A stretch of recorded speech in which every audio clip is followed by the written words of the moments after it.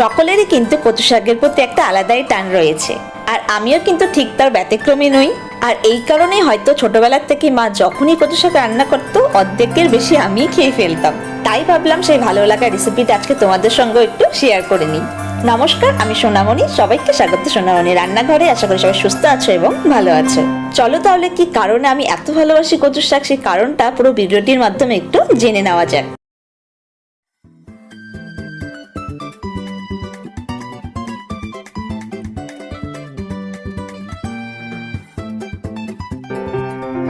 সবার প্রথমে আমি এখানে কচু শাকগুলোকে কেটে নিয়েছি, মানে যেভাবে কাটতে হয় তোমরা হয়তো জানো। সবার প্রথমে আঁশ ছাড়িয়ে নিয়ে ছোট ছোট ডুমডুম করে কচু শাকগুলোকে কিন্তু আমাদের কেটে নিতে হবে।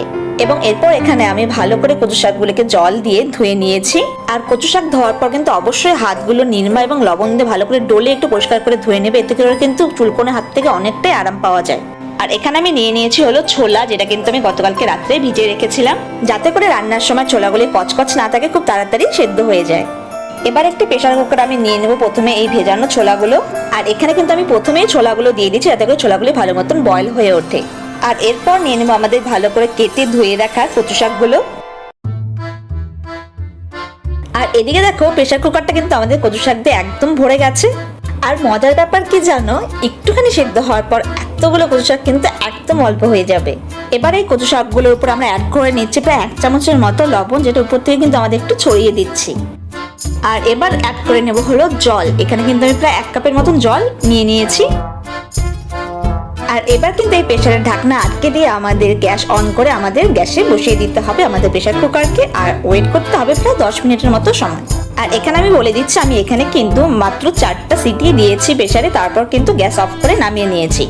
আর যতক্ষণ না প্রেসার কুকারের ভেতরে হাওয়াটা সম্পূর্ণ বেরিয়ে যাচ্ছে ততক্ষণ কিন্তু ঢাকনাটা একদম খুলবে না। তাই এটা হলো ঢাকনা খুলে নেওয়ার ঘরোয়া নুস্খা। আর এইভাবে করে কিন্তু খুব ইনস্ট্যান্ট ভাবে আমরা প্রেসার কুকারের ঢাকনাটা সহজেই খুলে নিতে পারবো। আর এদিকে দেখো কচুগুলো কিন্তু আমাদের একদম সেদ্ধ হয়ে মজে গিয়েছে। আর পরিমাণটাও কিন্তু দেখো কমে গিয়ে একদম অল্প হয়ে গেছে। এবার কচুর থেকে সেদ্ধ হওয়া সম্পূর্ণ জল যাতে ঝরিয়ে নেওয়া যায়, তার জন্য কিন্তু আমরা একটা ঝুড়িতে কচুগুলোকে ঢেলে নিচ্ছি, যাতে করে সম্পূর্ণ সেদ্ধ হওয়া জলগুলি কচুর থেকে একদম ঝরিয়ে বেরিয়ে যায়। আর এইভাবে আলতো আলতো করে একটু কচুগুলোকে প্রেস করে নিলে কচুগুলি থেকে কিন্তু সম্পূর্ণভাবে জলগুলি বেরিয়ে যাবে। কারণ কচুগুলির থেকে যদি সম্পূর্ণভাবে কালো জলগুলি না বেরিয়ে যায়, এতে করে কিন্তু গলাতে ধরার চান্সটা অনেকটাই রয়ে যায়। তাই এই কাজটা কিন্তু একটু ইম্পর্টেন্ট, তাই একটু সময় দিয়ে কিন্তু করে নিতে হবে। আর এবার গ্যাসে কড়াই বসিয়ে কড়াই গরম হয়ে এলে আমরা নিয়ে নেব সর্ষের তেল। আর এবার ফোড়নের জন্য আমি নিয়ে নিয়েছি হলো খানিকটা 5 ফোড়ন, গোটা শুকনো লঙ্কা এবং একটা তেজপাতা। এবং ফোড়নের উপকরণগুলি একটু ভালো মতো লালচে হয়ে এলে এখানে আমরা দিয়ে দেবো আমাদের কুচি করে রাখা আদা। এবার আদা কুচিগুলোকেও কিন্তু আমাদের একটু লালচে হওয়া পর্যন্ত ভেজে নিতে হবে। আর এদিকে দেখো আমাদের আদাগুলোও কিন্তু একটু ভালো মতো লালচে হয়ে এসছে। এবার আমরা অ্যাড করে নেবো এখানে আমাদের সেদ্ধ করে রাখা কচুগুলি। সেদ্ধ করে নেওয়া ছোলা এবং কচুগুলিকে সম্পূর্ণ অ্যাড করে নেওয়ার পর আমাদের কিন্তু একটু ভালো করে নেড়ে নিতে হবে, যাতে করে তেল সহ ফোড়নের উপকরণগুলিও কচুগুলির মধ্যে ভালো মতন অ্যাবজর্ব হয়ে ওঠে।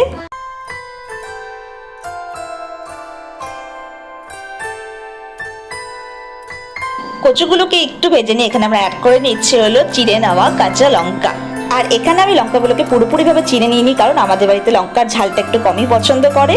কিন্তু তোমরা তোমাদের নিজস্ব স্বাদ অনুসারে লঙ্কার পরিমাণটা অ্যাড করে নেবে।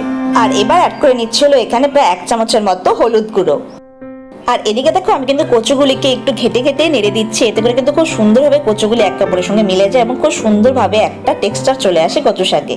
তাই তোমরাও কিন্তু কচু শাকের স্বাদটা আরেকটু বাড়িয়ে নিতে ঠিক এইভাবেই মিলিয়ে নিও।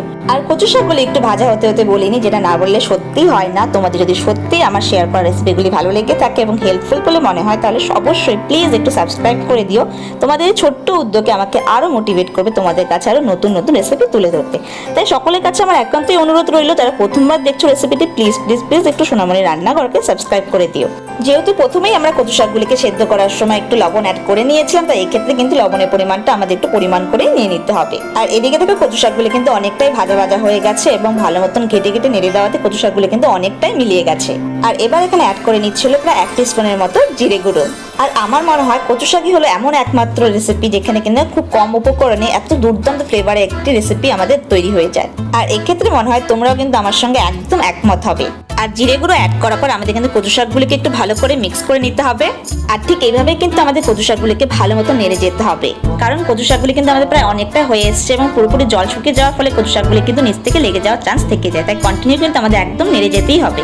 আর আমার আপলোড করা সমস্ত রেসিপিগুলি কিন্তু আপনারা আমার ইউটিউব চ্যানেল সোনামণি রান্না করে পরপর সাজানো পেয়ে যাবেন। তাহলে সেটাকেও একটু সাবস্ক্রাইব করে নিও, যাতে যখনই কোনো রেসিপি দরকার পড়ে সেটা একদম হাতের কাছে পেয়ে যান। আর এইদিকে দেখো কচু শাকগুলো কিন্তু আমাদের পুরোপুরিভাবে কুক একদম হয়ে গেছে। তাই এই পর্যায়ে আমরা অ্যাড করে নিচ্ছি 2 চামচের মতো চিনি। আর চিনিগুলি যাতে গলে গিয়ে কচু শাকগুলিতে ভালো মতন অ্যাবজর্ব হয়ে যায় তার জন্য কিন্তু কন্টিনিউ একটু নেড়ে যেতে হবে। আর শেষের এই 1 ফোঁটা চিনি অ্যাড করাতে কিন্তু কচু শাকের স্বাদ আরো দ্বিগুণ পরিমাণে বেড়ে যায়। নোনতা ঝাল মিষ্টি সবকিছুর প্যাকেজ রেসিপি যেন একটা একদম রেডি হয়ে যায়। আর এদিকে দেখো কতগুলো কচু শাক কমে গিয়ে কিন্তু একদম অল্প একটু পরিমাণে হয়ে গেছে। আর গরম গরম ভাতের সঙ্গে কচু শাক ঘন্ট কিন্তু কি যে ভালো লাগে তা শুধু কচু শাক ঘন্ট লাভাররাই কিন্তু বলতে পারবে। আর আমাদের দারুণ স্বাদের কচু শাকের ঘন্ট কিন্তু একদম রেডি হয়ে গেছে। তাহলে তোমরা সবাই কিন্তু নিরামিষ দিনে কচু শাকের এই ঘন্ট রেসিপি কিন্তু অবশ্যই ট্রাই করো। আর এই কচু শাক ঘন্টের স্বাদ যে মুখে লেগে থাকবে সেটা বলাই বাহুল্য। আশা করছি বাঙালিদের ফেভারিট কচু শাক ঘন্টের এই রেসিপিটি তোমাদের সকলের খুব ভালো লাগবে। আর যদি ভালো লেগে থাকে তো অবশ্যই একটু লাইক এবং বন্ধুদের সঙ্গে শেয়ার করে নিও। আর তোমাদের কি মতামত রেসিপিটিকে ঘিরে কমেন্ট সেকশনে কমেন্ট করে জানাতে ভুলো না যেন। আর ঠিক এইভাবে আবারও হাজির হয়ে যাব নিত্য নতুন অথেন্টিক বেঙ্গলি রেসিপি নিয়ে। তাহলে দেখা হচ্ছে নেক্সট ভিডিওতে। সকলে ভালো থেকো, সুস্থ থেকো। Thank you for watching.